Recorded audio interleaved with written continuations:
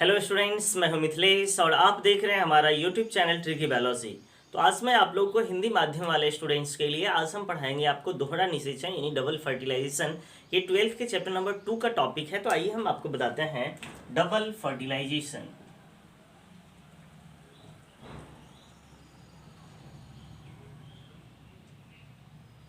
Double fertilisation और इसका English नाम देते हैं दोहरा निषेचन। दोहरा निषेचन। देखिए, ये जो आज का टॉपिक हम बता रहे हैं ये तो निश्चित नहीं कह सकते हैं, लेकिन 70% चांस रहते हैं इसके हर एक बोर्ड एग्जाम में पूछने का, चाहे वो सीबीएसई हो या बीएसई भी हो। यदि क्वेश्चन चैप्टर नंबर 2 को हिट करता है तो सबसे पहले प्रायोरिटी ऑर्डर देता है ये डबल फर्टिलाइजेशन को यानी दोहरा निषेचन को। देखिए, शब्द में जहां तक हम बात करें, ये शब्द में ही ये कंटेंट छुपा हुआ है। निषेचन की प्रक्रिया होगी, 2 बार होगी। तो ये एक निषेचन होता क्या है, ये आपको चैप्टर नंबर 1 में बताए थे। युग्मकों का संलयन ही निषेचन कहलाता है, ये आपको चैप्टर नंबर 1 में बताए थे। अब देखिए, यहाँ पर 2 बार निषेचन होगा। तो चलते हैं यहां से हम देखते हैं आवृतबीजी पादप क्या होता है। तो हम बताए थे वो पादप जिसके फ्लावर डेवलप होते हैं वही फ्लावर क्या होता है, आवृतबीजी पादप होता है। और जितने भी आवृतबीजी पादप होते हैं उसके अंदर दोहरे निषेचन की प्रक्रिया मिलती है। यानी हम बात करें डबल फर्टिलाइजेशन की जहां तक बात है तो हम बोलेंगे आवृतबीजी पादपों में मिलता है। देखेंगे सामान्यतः यह आवृतबीजी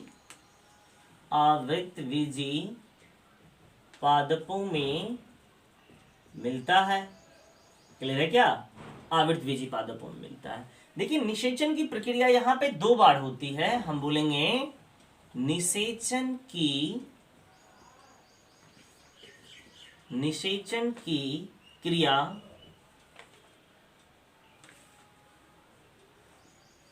2 बार होती है। 2 बार होती है। ये दोहरा निषेचन अपने आप में कह रहा है निषेचन की प्रक्रिया कितनी बार होगी, 2 बार।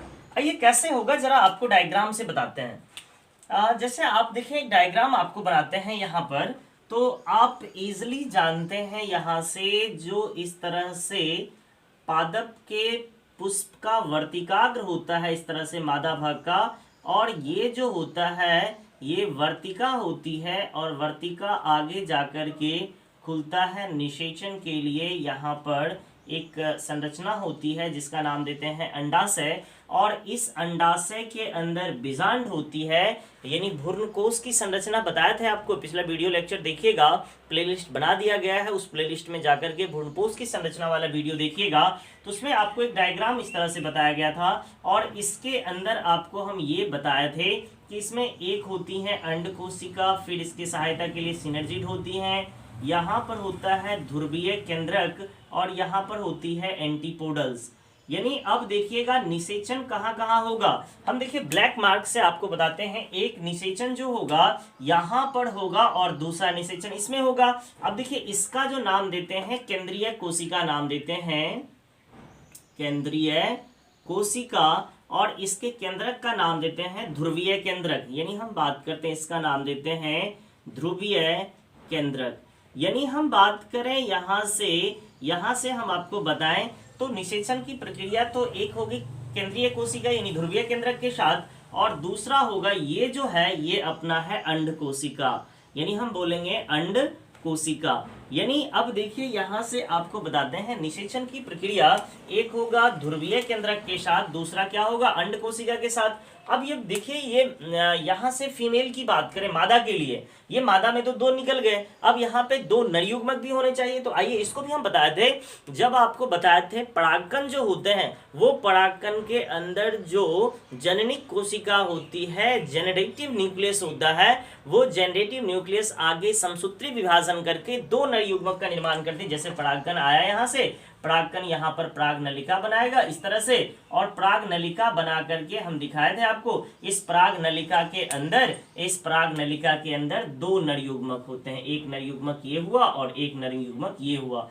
यहाँ पर देखेंगे 2 नरयुग्मक है। अब देखिए, दोनों नरयुग्मक, एक नरयुग्मक इसके साथ जाकर के भिड़ जाएगा और दूसरा नरयुग्मक इसके साथ जाकर के फिर गया। तो देखिए युग्मक ये भी है और युग्मक ये भी है, तो 2 बार युग्मक का संलयन हुआ है। इस तरह से युग्मक के संलयन को क्या बोलते हैं, यहां से हम बोलेंगे निषेचन, और निषेचन की प्रक्रिया 2 बार हुई है। देखिएगा एक यहां पर निषेचन हुआ है और एक यहां पर निषेचन हुआ है, 2 निषेचन हुआ है। अब देखिए यहां पर 2 केंद्रक है, ध्रुवीय केंद्रक n+n होते हैं, और जब 2 केंद्रक का यहाँ पे 2 केंद्रक इसका और नर युग्मक का 1 केंद्रक, तो देखिए यहां पर जो निषेचन हुआ है वहां पे 3 केंद्रक का निषेचन हुआ है, और निषेचन की प्रक्रिया में जब 3 केंद्रक संलयित होते हैं, जुड़ते हैं, तब उसका नाम देते हैं त्रिसंलयन। तो यहां पर हुआ त्रिसंलयन, और त्रिसंलयन को इंग्लिश में बोलते हैं ट्रिपल फ्यूजन। ट्रिपल फ्यूजन यानी हम देखें एक तो होता है ट्रिपल फ्यूजन, और दूसरा बात करें एक इस नर युग्मक का केंद्रक और दूसरा ये अंडकोशी का केंद्रक, 2 केंद्रक जब मिलते हैं तो इसका नाम देते हैं सिनगैमी, यानी हम बोलते हैं इसका नाम दिए सिनगैमी, यानी यहाँ पर SYNGAMY। क्लियर है क्या? यानी आप देखें यहां पर निषेचन की प्रक्रिया 2 बार हुई, एक सिनगैमी हुआ और दूसरा क्या हुआ, त्रिसंलयन। और जब ये निषेचन की प्रक्रिया 2 बार हुई तो ये आवृतवीजी पादपों में निषेचन की प्रक्रिया 2 बार जब मिलती है तो इसी का नाम क्या देते हैं, दोहरा निषेचन। दोहरा निषेचन में सबसे पहले निषेचन होता है अंडकोशिका का यानी सिनगैमी, और बाद में किसका होता है, त्रिसंलयन। तो देखिए सबसे पहले हम देखते हैं, सबसे पहले जो होता है सिनगैमी, हम बात करें सिनगैमी, ये होता क्या है, सिनगैमी को हम कहें तो नर एवं मादा, नर युग्मक एवं अंडकोशिका के साथ निषेचन। यानी हम बात करें नर युग्मक के साथ जब अंडकोशिका का निषेचन होता है तो इसी का नाम क्या देते हैं, सिनगैमी नाम देते हैं। आइए इसको हम जरा सीखते हैं सिनगैमी में हुआ क्या। तो हम यहां से बात करें तो एक था अंडकोशिका यानी अंडकोशिका, और अंडकोशिका के अंदर आपको बताए थे, जब भ्रूणकोश की संरचना बता रहे थे उस समय आपको बताया था ये जो अंडकोशिका होते हैं उसके अंदर केंद्रक असूत्री होता है, यानी हम बात करते हैं अगुणित होता है। ये क्या है, अगुणित, यानी हैप्लॉइड है, ये जोड़े में है क्या, नहीं, ये अगुणित है। और साथ ही साथ आप देखिए यहां से एक नर युग्मक जाकर के मिल गया है, नर युग्मक ये भी होते हैं n, यानी ये भी होते हैं अगुणित। और इस तरह से नर युग्मक और अंडकोशिका के मिलने से जो बनता है इसका नाम देते हैं युग्मनज। और ये जो युग्मनज होते हैं n मिलकर के 2n बना लिए, और इस 2n संरचना को बोलते हैं द्विगुणित। क्या बोलेंगे, द्विगुणित संरचना बोलेंगे। क्लियर है क्या? तो ये हम देखें सबसे पहले क्या होता है, आपसे क्वेश्चन में पूछ लेगा, इजीली आपसे क्वेश्चन पूछ लेगा, आप हमें ये बताइए जो अपना डबल फर्टिलाइजेशन होता है, इस डबल फर्टिलाइजेशन में पहले सिनगैमी होता है कि पहले त्रिसंलयन, तो पहले सिनगैमी। तो यहां से पूछ लेगा सिनगैमी का उत्पाद क्या होता है, युग्मनज। युग्मनज के अंदर गुणसूत्र के क्या कंडीशन होते हैं, तो द्विगुणित होता है। ये सारे यहां से कंटेंट आपको पूछा जा सकता है। अच्छा, ये यहां से दूसरी बार जो यहां से होगी निषेचन, ये तो पहली बार निषेचन थी, और जब दूसरी बार निषेचन होती है तो इसका नाम देते हैं त्रिसंलयन, यानी हम बात करें त्रिसंलयन। क्लियर है क्या? त्रिसंलयन नाम देते हैं। त्रिसंलयन में होता क्या है, तो हम बात करेंगे ध्रुवीय यानी केंद्रीय कोशिका की 2 ध्रुवीय केंद्रक तथा नर युग्मक मिलकर के। तो यहां से देखेंगे ये त्रिसंलयन में होता क्या है, तो हम बात करते हैं केंद्रीय कोशिका की ध्रुवीय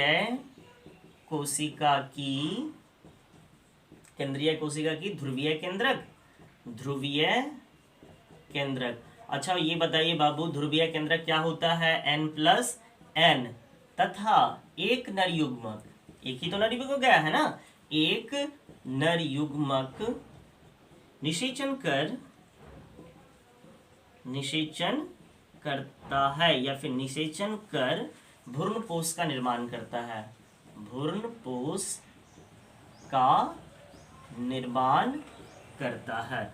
जरा देखिए यहां पर किसका निर्माण करता है, निषेचन कर युग्मनज।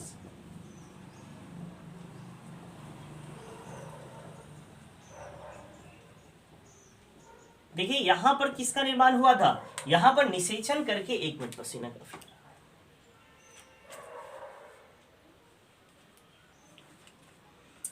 चलिए आप यहाँ पे देखेंगे, यहाँ पर निर्माण हुआ है युग्मनज का और यहाँ पर किसका निर्माण हुआ है, भ्रूणपोष का। जरा देखिए, इसमें त्रिसंलयन में बताया गया केंद्रीय कोशिका की ध्रुवीय केंद्रक और एक नर युग्मक का मिलान होता है। जरा देखिएगा, यहाँ पे ध्रुवीय केंद्रक कितने हैं, 2। यानी हम बात करें यहाँ पर ध्रुवीय केंद्रक जो कि होता क्या है, n+n, और साथ ही साथ एक जाकर मिल गया नर युग्मक, और नर युग्मक जब मिल गया यहाँ से, नर युग्मक क्या होता है, n, जब ये दोनों मिल गए हैं तो ये बन गए n+n+n, ये क्या बन गया, 3n, और 3n संरचना को बोलते हैं त्रिगुणित। ये कैसे होते हैं, त्रिगुणित। और ये जो संरचना बना है इसको बोलते हैं प्राथमिक भ्रूणकोश, प्राथमिक भ्रूणपोष इसको बोलते हैं, या फिर PEN नाम देते हैं, प्राइमरी इंडोस्पर्म न्यूक्लियस, प्राथमिक भ्रूणकोश केंद्रक नाम देते हैं, PEN इसका नाम देते हैं। क्लियर है क्या, प्राइमरी इंडोस्पर्म न्यूक्लियस नाम देते हैं। तो यहाँ से क्वेश्चन पूछा जा सकता है, तो इसको हिंदी भी लिख देते हैं, प्राथमिक भ्रूणपोष केंद्र।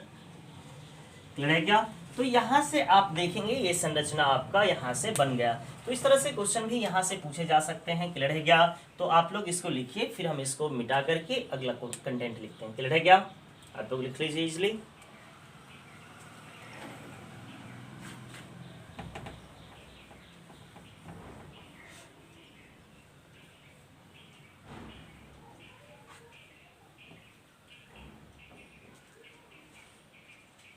अब एक चीज और देखिएगा, यहां से जो है भ्रूणपोष की बात करते हैं, यहां पर निर्माण, जरा देखिए निर्माण, एक चीज देखिएगा, निषेचन पहले किसका होता है, ये भी क्वेश्चन पूछा जाता है। हम बात करें निषेचन